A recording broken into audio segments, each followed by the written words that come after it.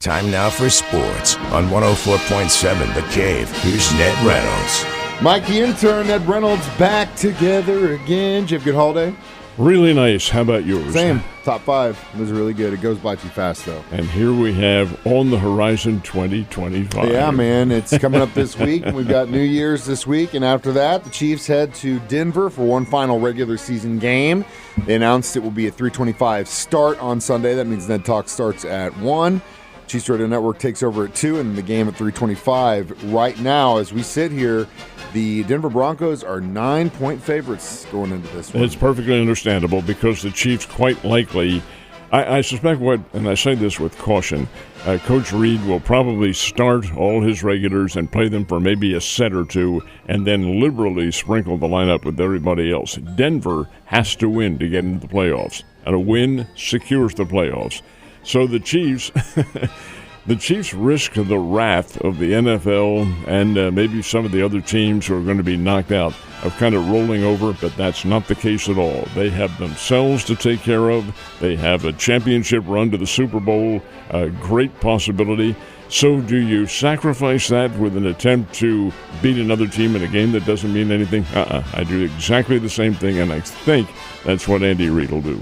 I agree, and even if they even play at all, but hey, let's give it up to Carson Wentz and the rest of the practice squad. Get out there and get that dub against the Broncos. If they win against the Broncos, they're out. I think that would be hilarious. But the Broncos wouldn't like it, but that's all right. No, but as an AFC West divisional rival, I would love it. It's also pretty much set in stone for the most part who the divisional leaders are at this point. We still have some wild card races going on. Well, that is correct. The teams in the playoffs, yes, we know who most of them are going to be, but the matchups, that is still anybody's guess. The Chiefs will have a bye, as everybody knows, and probably, as of now, the Minnesota Vikings in the NFC has the top seed. Chiefs already have it.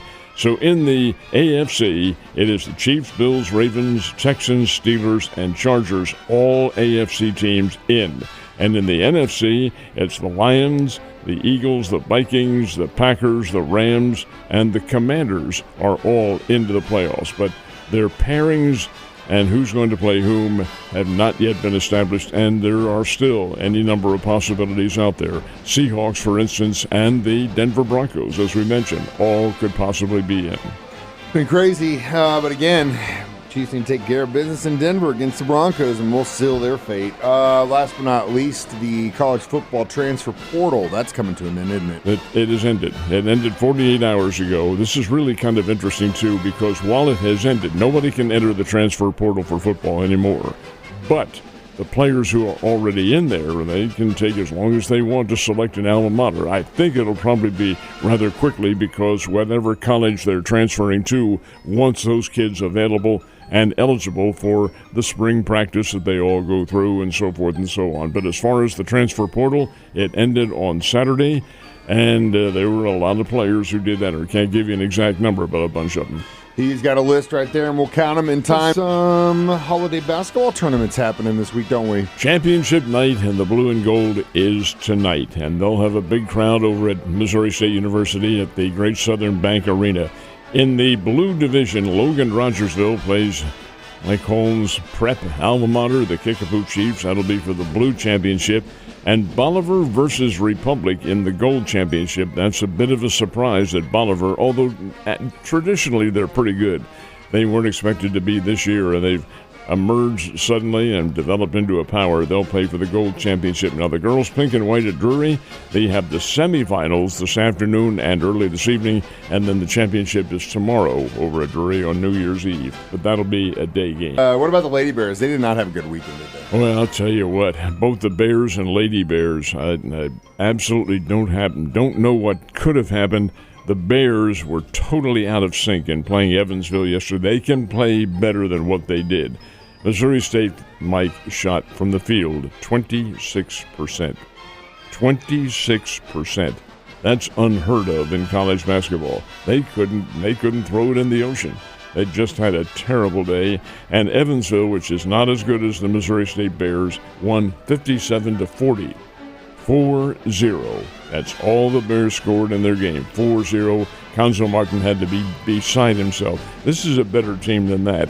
And the game also got a little chippy over in Evansville, but hey, the win-loss column is what's important, and the Bears are now 0-2 in conference play. They are home Wednesday night, New Year's night, and that'll be a conference game against Valparaiso. Now, the Lady Bears got 21 points from Lacey Stokes. That's very good. She's a fine player. Out of Mount Vernon, Missouri, got 21 points from her, but they lose to Illinois Chicago 69-62. A Lady Bears loss to UIC? That is unheard of. Well, we'll see what happens from here on in. The Lady Bears play at home on Thursday night over at the Great Southern Bank Arena. But a loss to Illinois Chicago, ICU, boy, that doesn't resonate very well. Doesn't at all, and we still got a lot of regular season left for these teams. That's not a good thing. K-State, late last week, would have thought Rutgers was going to handle business, but in the last few minutes of that game, took it back in I don't even remember what it was called, the At Bowl or something, but we got the Mizzou Tigers that got some football this afternoon, don't they? I think it was the Rate Bowl. Yeah, Rate Bowl. I was like, what the hell is this? But when I saw the score, it was like 39-10. I was like, this is a really good microcosm of the whole season for K-State Wildcats, but they turned it around and still got the dub. Won it by 1 point down the stretch. Kansas State came back and got the victory over New Jersey State University, which is known as Rutgers. And Rutgers, which is a Big Ten conference team but has never been a factor in the Big Ten, did play very well. That's where Pacheco went. Isaiah Pacheco is a Rutgers kid. But be that as it may, the Kansas State Wildcats came back and won the game by 1 point, I think it was, in overtime. No, it wasn't overtime. It was regulation. And a very good win for Kansas State. Now, on tap today, one that has a whole lot of Midwest as well as local interest. The Iowa Hawkeyes, playing in Nashville, Tennessee, take on the Missouri Tigers. And that is a 1:30 game. It's the Music City Bowl in Nashville. Both teams are missing individuals who have opted out. Iowa, is particularly affected by that. Their leading rusher will not play, along with several linemen. And in the case of the Missouri Tigers, Luther Burden, their All-America wide receiver, he opted out for the NFL, so he's out along with several others. But it should be a lot of fun. Cook is going to start at quarterback for Missouri. That's a 1:30 game in Nashville where the Tennessee Titans play. That is today, and much good luck to the Missouri Tigers. Go Tigers, Ned. You have a great day, and I will see you on New Year's Eve.